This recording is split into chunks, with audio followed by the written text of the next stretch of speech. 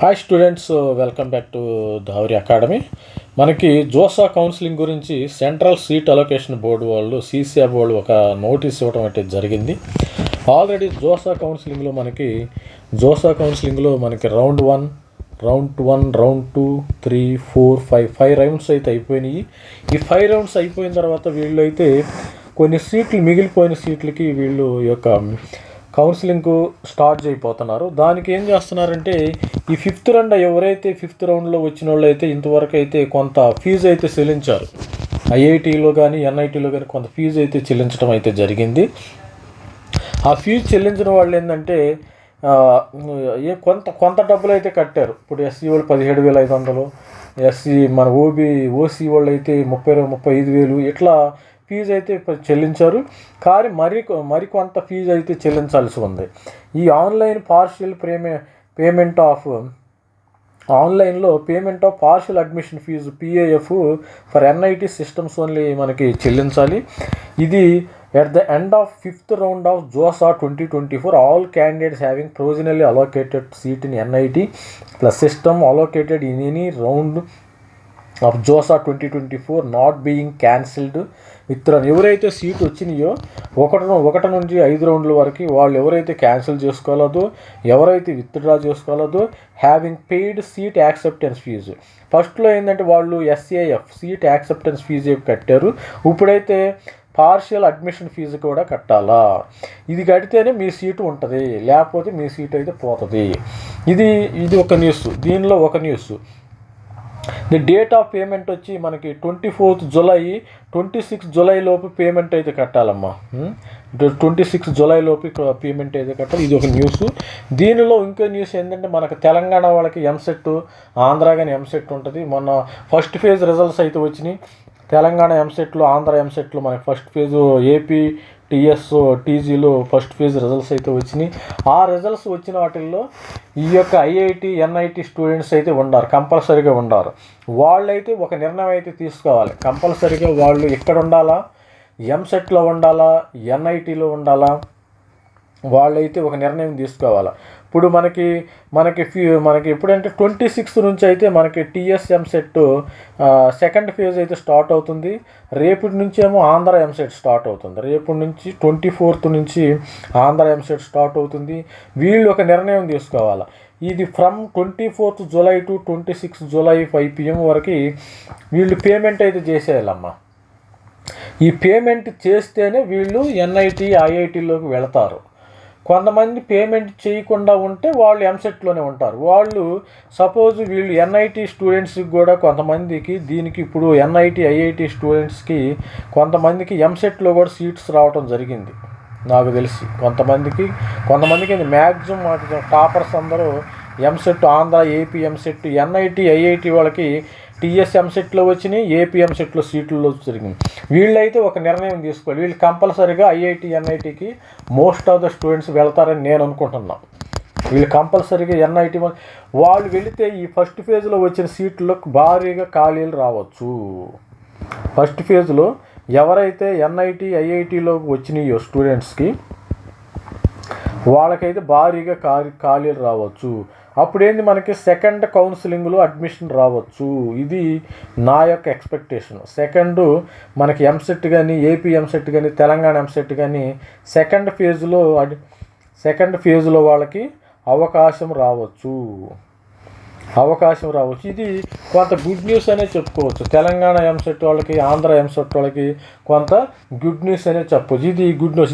వీళ్ళ వలన ఏంటంటే కొంతమంది ఈ యొక్క తెలంగాణ వాళ్ళు ఎంసెట్లో కౌన్సిలింగ్లో సీటు వచ్చిన వాళ్ళు కానీ వెళ్ళిపోయారా. ఇప్పుడు వెళ్ళిపోతే ఆటోమేటిక్గా ఏమైంది, NITకి IITకి వెళ్ళిపోతే ఇక్కడ ఈ సీట్స్ని భర్తీ చేయాలి. ఈ సీట్ని భర్తీ చేయాలంటే సెకండ్ ఫేజ్ వాళ్ళకి అవకాశం వచ్చింది. ఇది good news to second phase స్టూడెంట్స్కి. ఇది ఇప్పుడు సపోజ్ JNTU కానీ, CBITలో కానీ వెళ్ళిపోయిన వాళ్ళకి ఇది టాప్ కాలేజీలో వీళ్ళు కింద వాళ్ళు పైకి రావడం జరుగుతుంది. దాని కింద వాళ్ళు దానిపైనకి వస్తారు, దాని కింద వాళ్ళు దానిపైన రావటం, ఈ విధంగా అయితే జరుగుతుంది. ఇది మీరు గమనించగలరు. ఈ లాజిక్ని అయితే అర్థం చేసుకోండి. కొంతమంది అంటారు, సార్ మాకు జోసా 2024లో 26లో వాళ్ళకి సీట్స్ వస్తే మాకేంటి లాభం అంటే మీకు లాభం జరిగేది ఇదే. ఇప్పుడు ఎన్ఐటి వాళ్ళు ఏంది ఎంసెట్లో ఉండారు, ఇప్పుడు ఎంసెట్లో ఏంది జేఎన్టీలో ఉండారు, సిబిఐటీలు ఉండారు, ఓయూలు ఉండారు, కంప్యూటర్ సైన్స్లు ఉన్నారు. వాళ్ళు వెళ్ళిపోయారు అనుకో ఆటోమేటిక్గా సెకండ్ ఫేజ్లో సీట్స్ అవి ఖాళీ అవుతాయి. ఇది నా యొక్క ఎక్స్పెక్టేషన్. ఇది మన ఎక్స్పెక్టేషన్ కాదు, ఇది పెద్ద లాజిక్. ఇది ఈ లాజిక్ని మిస్ అవుతుంది. ఇది జస్ట్ లాజిక్ అనమాట. ఈ అమౌంట్ ఎంతెంత పే చేయాలంటే మనం 45,000 జనరల్ ఈడబ్ల్యూఎస్ కేటగిరీ కానీ ఆల్రెడీ ఇంతకుముందు 35,000 అయితే పే చేశారమ్మ వీళ్ళు. అంటే 45 to 30 80K వరకు. ఎస్సీ ఎస్టీ వాళ్ళు 20K ఆల్రెడీ ఇంతకుముందు 17,500 అయితే పే చేశారు, అంటే 35.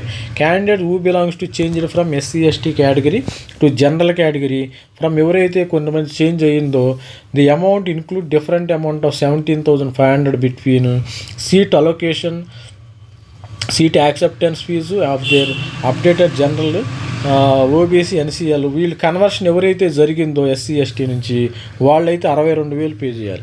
ది మోడ్ ఆఫ్ పేమెంట్ అయితే నెట్ బ్యాంకింగ్ జోసా పోర్టల్లోకి మనం జోసాలోకి లాగిన్ అయ్యి ఇది పేమెంట్ జరగాలి. The challan of state Bank of India download from JoSAA portal. Again the partial admission fee will be adjusted against your admission fee. యాక్చువల్గా కొంత అడ్మిషన్ ఫీజు ఉంటుంది. ముందేం చేది ఈ యొక్క seat acceptance fee plus partial admission fee, ఈ ఫీజులన్నీ కట్టాలి కంపల్సరీగా. ఏంటంటే ఇప్పుడు వీళ్ళు ఇక్కడ ఉన్న ఆంధ్ర తెలంగాణకు సంబంధించిన వాళ్ళు ఐఐటి ఎన్ఐటి వాళ్ళు ఎవరైతే వచ్చిందో వాళ్ళైతే ఒక డెసిషన్ అయితే తీసుకోవాలి. ఇప్పుడైతే వాళ్ళు 2 పడవల మీద కాళ్ళు వేసారు, అక్కడ వేశారు ఇక్కడ వేశారు. ఇప్పుడు ఒక పడవ మీదకి 2 కాళ్ళు పెట్టాలి. పోతే ఐఐటికి ఎన్ఐటి కన్నా వెళ్ళాలి, లేకపోతే ఎంసెట్ కాలేజీలకన్నా వెళ్ళాలి. నాకు తెలిసి 50% 80% సీట్స్ అయితే ఖాళీ 80% సీట్స్.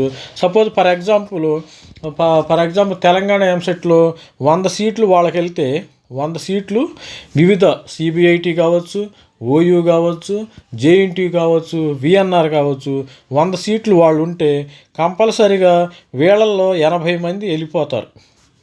80 మంది ఐఐటీలకు వెళ్తారు, ఐఐటి ఎన్ఐటికి వెళ్తారు. అంటే 20 మెంబర్స్ 80% అయితే ఐఐటి ఎన్ఐటీలకు వెళ్తారు.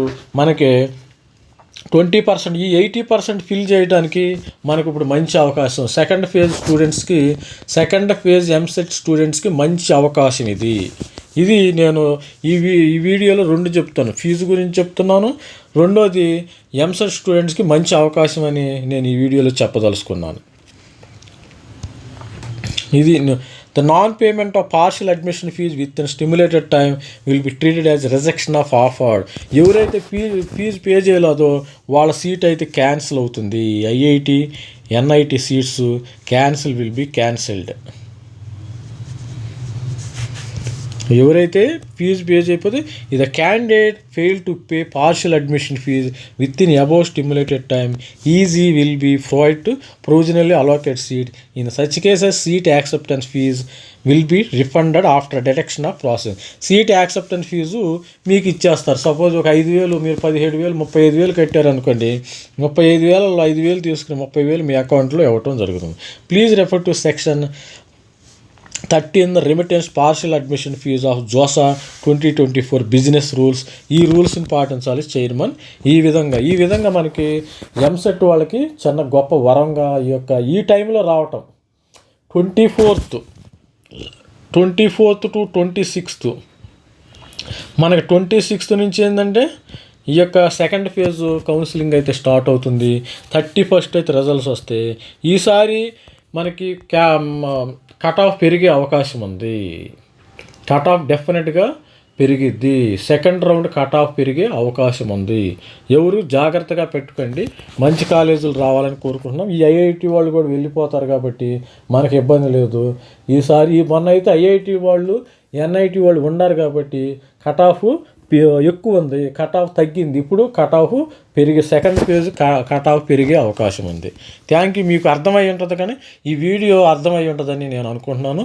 సబ్స్క్రైబ్ చేయండి. ఇలాంటి మంచి మంచి వీడియోలు పెడతాం జరుగుతుంది. ఈ యొక్క మంచి మంచి సీట్లు వస్తాయి మీకు. సెకండ్ ఫేజ్లో కట్ ఆఫ్ పెరిగే అవకాశం ఉంది కాబట్టి మంచి సీట్లు వస్తాయి కాబట్టి మీరు సబ్స్క్రైబ్ చేయండి.